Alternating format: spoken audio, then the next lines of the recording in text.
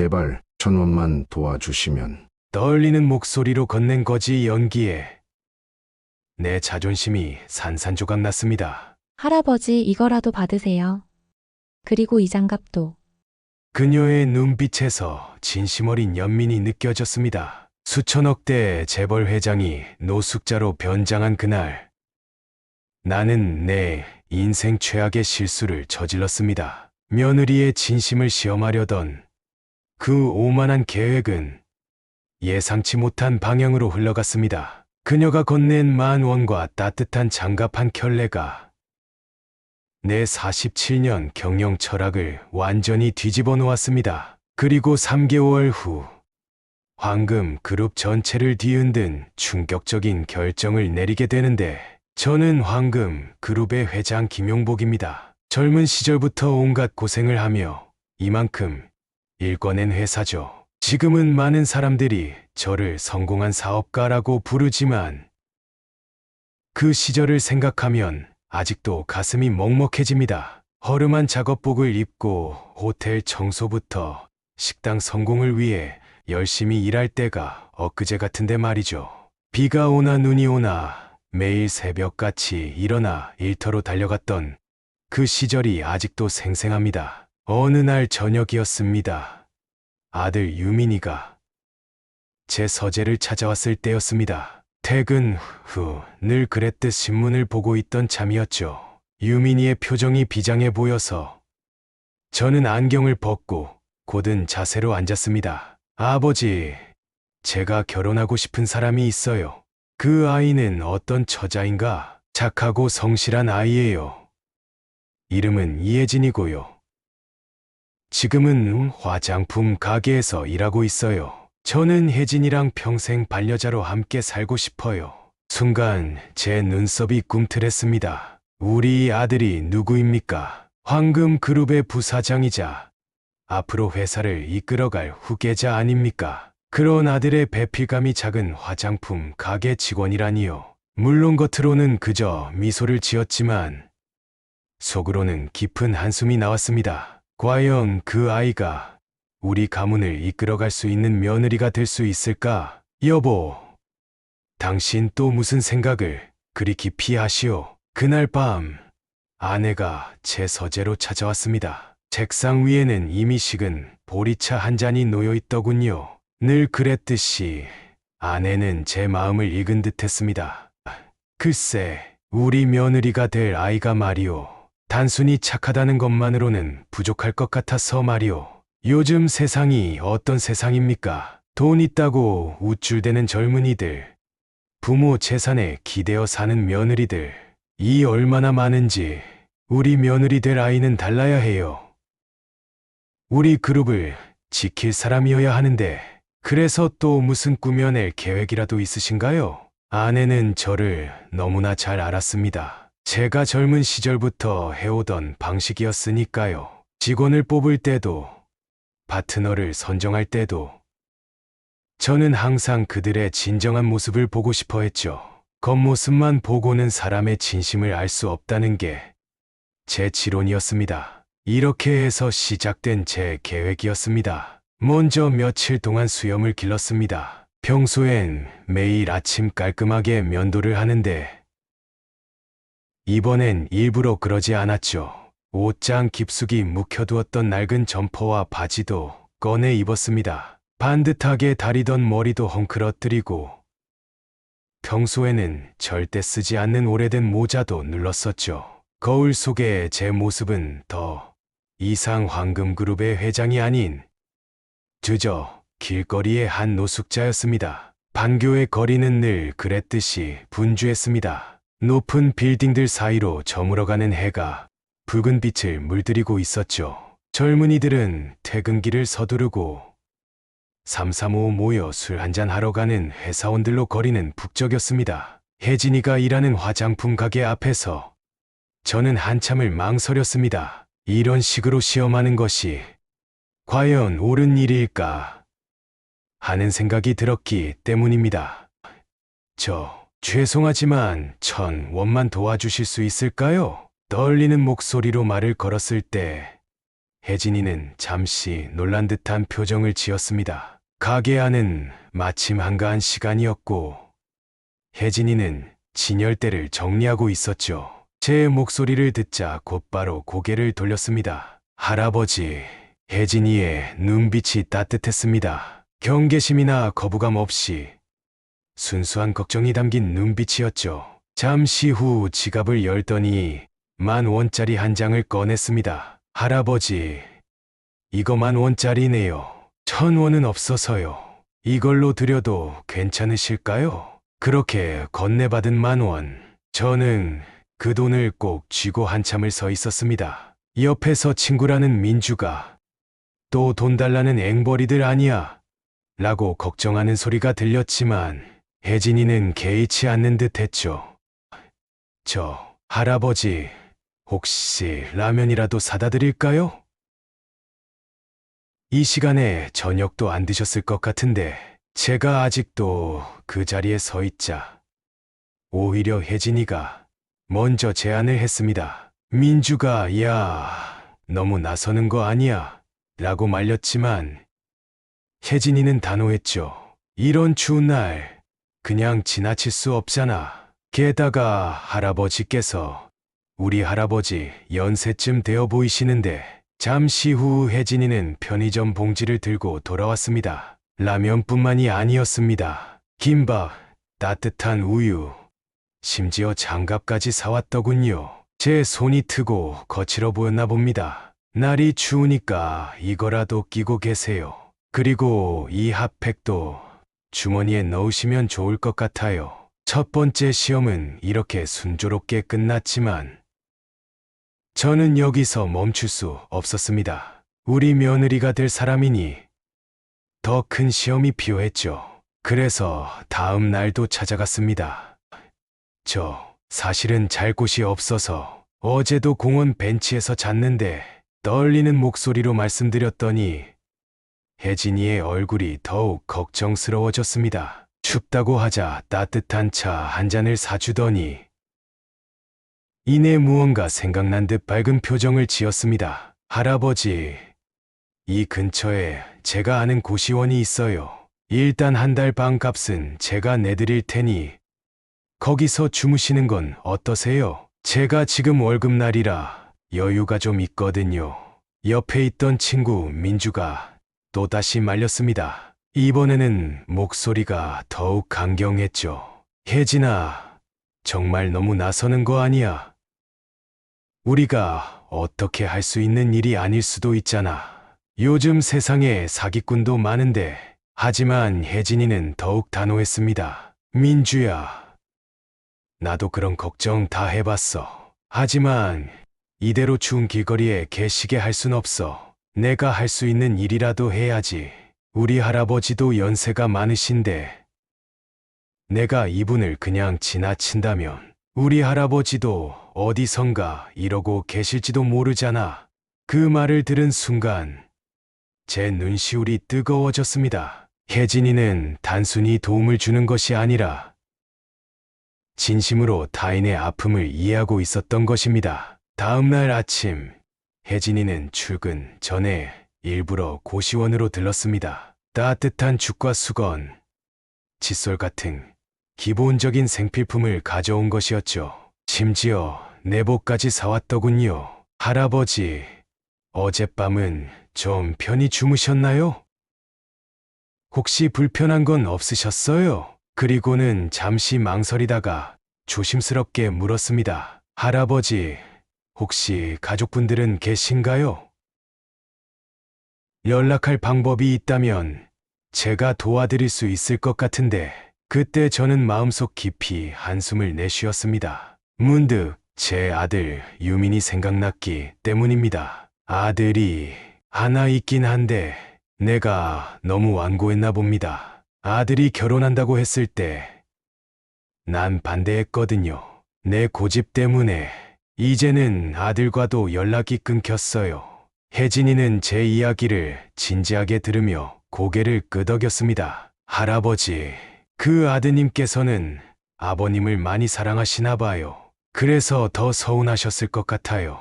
제가 본 부모님들은 다 자식을 위해 가장 좋은 걸 해주고 싶어 하시더라고요. 때로는 그 마음이 너무 강해서 서로 오해가 생기기도 하고요. 그래요. 당신 말이 맞아요. 난 내 자식 잘 되라고 한 일인데 오히려 아들 마음에 상처를 줬나 봅니다. 혜진이의 말을 듣고 있자니 제 마음속에서 무언가가 녹아내리는 것 같았습니다. 이 아이의 따뜻한 마음씨와 지혜로운 생각이 제 고집을 부드럽게 풀어주고 있었던 거죠. 그때였습니다. 아버지, 고시원 문 앞에 유민이가 서 있었습니다. 아마도 제가 며칠째 집에 들어가지 않자 찾아다닌 모양입니다. 아버지가 여기서 이러고 계시다니. 유민아, 혜진씨, 이분이 우리 아버지세요. 황금그룹 회장이신데 순간 고시원 안이 조용해졌습니다. 혜진이의 얼굴이 창백해졌고 그동안의 상황을 이해하려는 듯 눈동자가 흔들렸습니다. 한동안 아무 말도 하지 못하고 그저 저를 바라보던 혜진이가 천천히 일어섰습니다. 그럼 지금까지 저를 시험하신 거예요? 혜진이의 목소리가 떨렸습니다. 상처받은 감정이 고스란히 전해져 왔죠. 저는 깊이 고개를 숙였습니다. 혜진이, 내가 잘못했소. 하지만 이건 단순한 시험이 아니었소. 내 아들의 배필이 될 사람, 우리 가문을 이어갈 며느리가 어떤 사람인지 이 아비의 마음으로 꼭 알아야 했소. 돈이나 지위가 아닌 진정한 마음씨를 보고 싶었던 거요.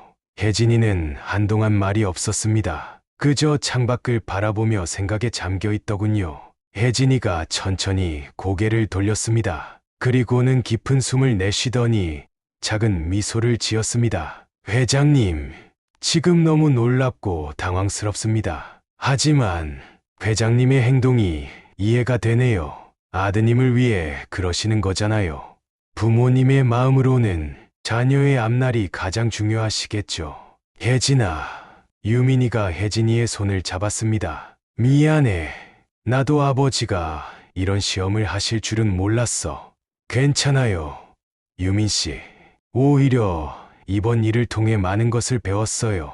가족이란 서로를 이해하고 존중하는 것부터 시작하는 거라는 거요. 회장님께서도 그 점을 확인하고 싶으셨던 거죠? 저는 눈시울이 뜨거워졌습니다. 이 아이는 단순히 착한 것이 아니었습니다. 상대방의 마음까지 헤아릴 줄 아는 지혜로움을 가지고 있었던 것이죠. 고마워요, 혜진씨. 이렇게 이해해 주다니. 이제 나도 당신을 진심으로 며느리로 인정하고 싶어요. 우리 유민이가 당신을 선택한 것이 정말 자랑스럽습니다. 아버지, 유민이의 눈에도 눈물이 고였습니다. 눈물 섞인 웃음이 가득했던 그 순간이 지나고 저는 유민이와 혜진이를 제 차에 태웠습니다. 검은색 에쿠스 안은 조용했지만 그 안에서 우리는 마음을 열고 이야기를 나누었습니다. 그런데 회장님, 제가 궁금한 게 있어요. 혜진이가 조심스럽게 입을 열었습니다. 어떤 거요? 제 하루 일과를 어떻게 그렇게 정확히 파악하신 거예요?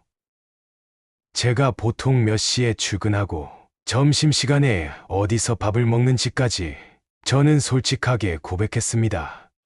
사실 며칠 동안 당신을 지켜봤소.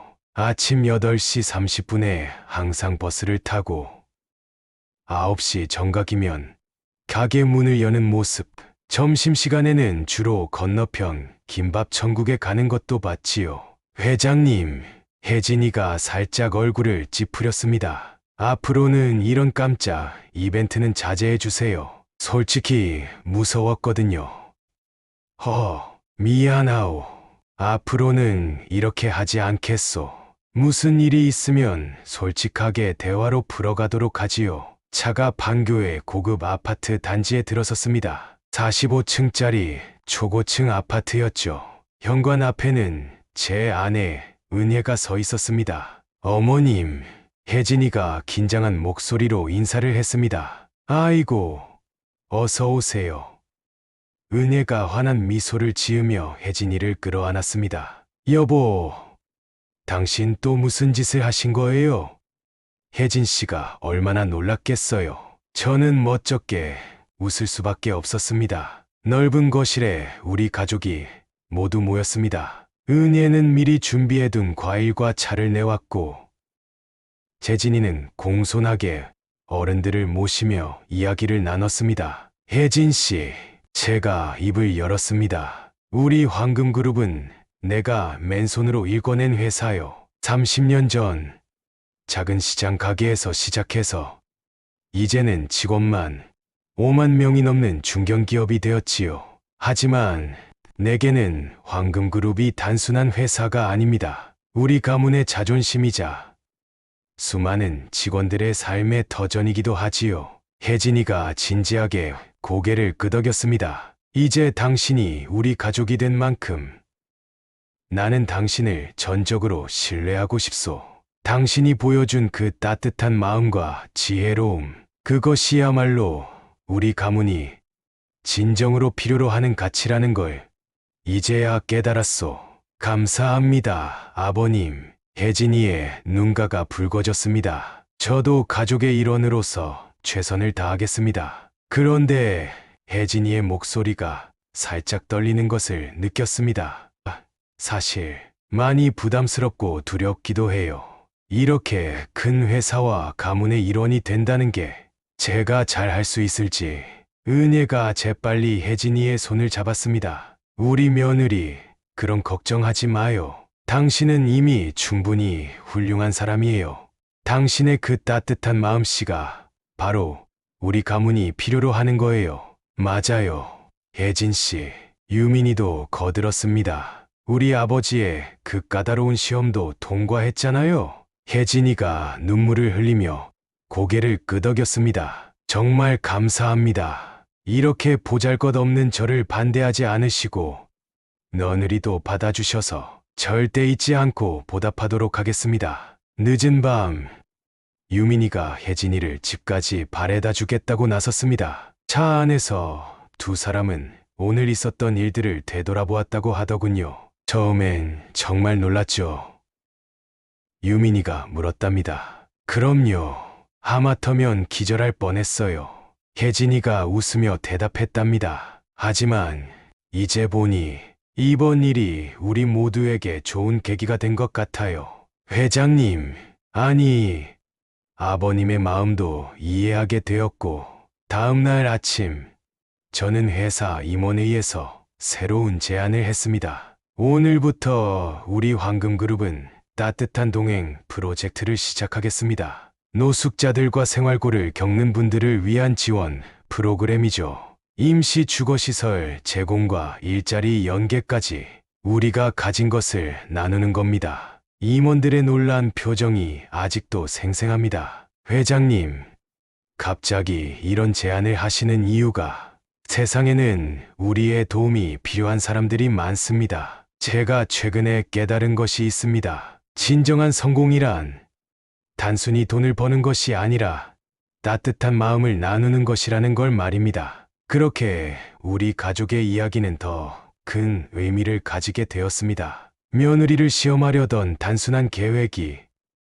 이제는 많은 사람들에게 희망을 전하는 프로젝트가 된 것이죠. 임원들이 놀란 표정으로 서로를 바라보고 있을 때 저는 한 가지 더 중요한 발표를 했습니다. 그리고 이 프로젝트의 총괄 책임자로 우리 며느리가 될 이혜진 씨를 임명하고자 합니다. 회의실이 순간 술렁였습니다. 회장님, 아직 가족도 되지 않은 분에게 이런 중요한 프로젝트를 제가 그동안 이혜진 씨의 진정성과 능력을 직접 확인했습니다. 그분의 따뜻한 마음과 실행력이야말로 이 프로젝트에 꼭 필요한 자질이라고 생각합니다. 그로부터 6개월이 지났습니다. 따뜻한 동행 프로젝트는 예상을 뛰어넘는 성과를 보여주었죠.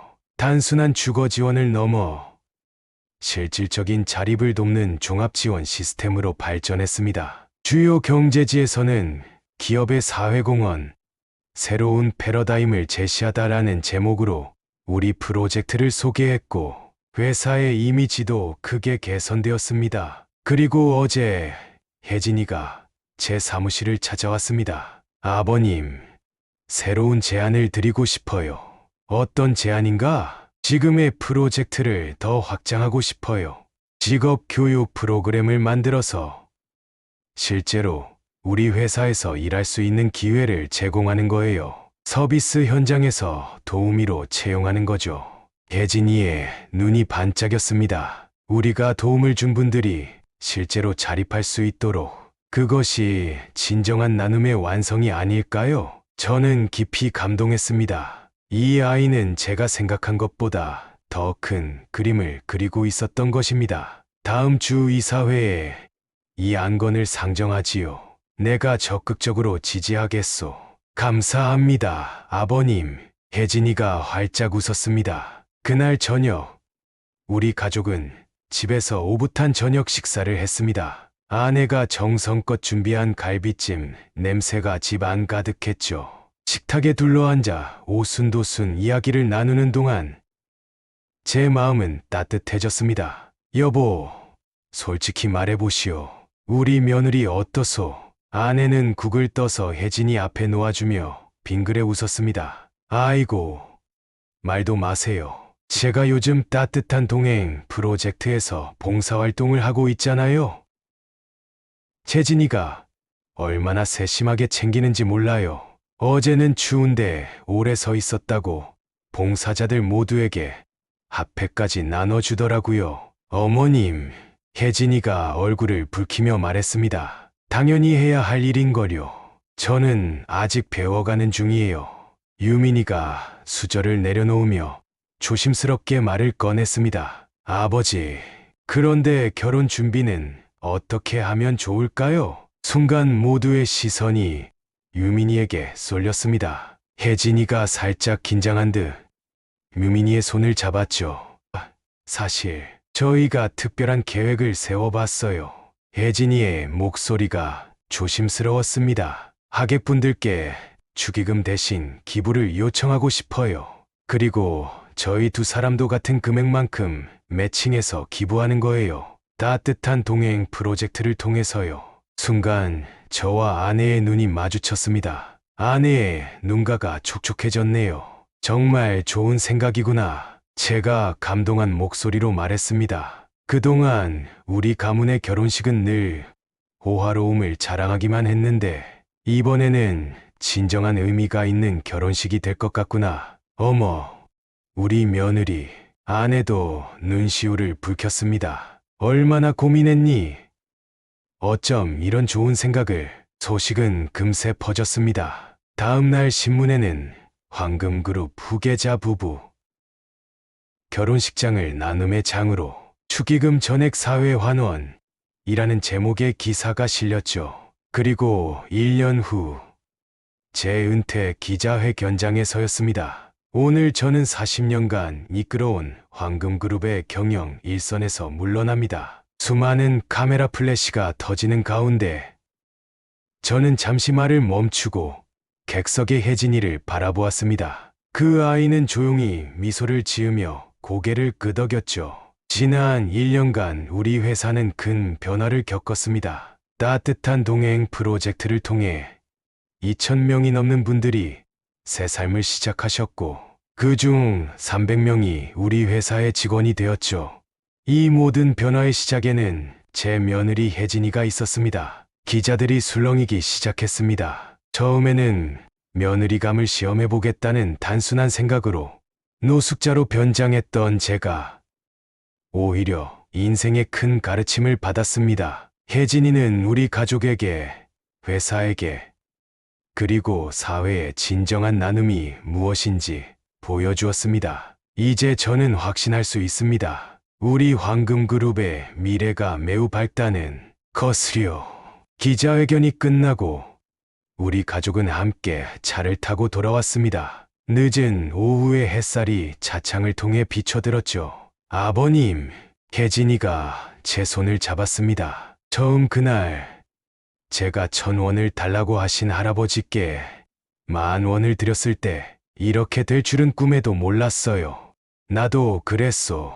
작은 친절이 이렇게 큰 변화를 가져올 줄이야. 유민이가 웃으며 말했습니다. 아버지, 이제 진정한 성공이 무엇인지 알겠어요. 단순히 돈을 버는 게 아니라 우리가 가진 것을 나누고 함께 성장하는 거죠. 그래, 저는 깊이 고개를 끄덕였습니다. 인생은 참 신기한 것 같구나. 내가 며느리를 시험하려 했던 것이 오히려 나 자신을 변화시켰으니 말이야. 차 안에는 따뜻한 침묵이 흘렀습니다. 고맙습니다, 아버님. 혜진이의 목소리가 살짝 떨렸습니다. 저희에게 이런 기회를 주셔서 저는 고개를 저었습니다. 아니, 내가 고마워해야 하는 거요. 당신이 우리 가족에게 오면서 우리는 진정한 행복이 무엇인지 알게 되었으니까. 뒷좌석에서 은혜도 조용히 눈물을 닦았습니다. 그렇게 우리는 따뜻한 오후의 햇살 속에서 새로운 시작을 맞이했습니다. 제 나이 71에 시작된 작은 시험이 이렇게 아름다운 결말을 맺게 될 줄은 몰랐습니다. 하지만 이제 저는 압니다. 진정한 성공이란 혼자만의 것이 아닌 모두와 함께하는 것이라는 거요. 그리고 그 여정의 시작은 한 사람의 작은 친절에서 비롯될 수 있다는 것도요. 오늘의 감동적인 이야기는 여기까지입니다. 이 이야기는 실화를 바탕으로 재구성되었으며 등장인물의 개인정보 보호를 위해 각색되었음을 알려드립니다. 매일 여러분의 가슴을 따뜻하게 해줄 새로운 이야기로 찾아뵙고 있습니다. 구독과 좋아요, 알림 설정을 해주시면 더 많은 감동적인 이야기로 매일 찾아뵐 수 있습니다. 시청해주신 여러분의 하루하루가 행복한 순간으로 가득하시길 바랍니다. 오늘도 함께 해주셔서 감사합니다.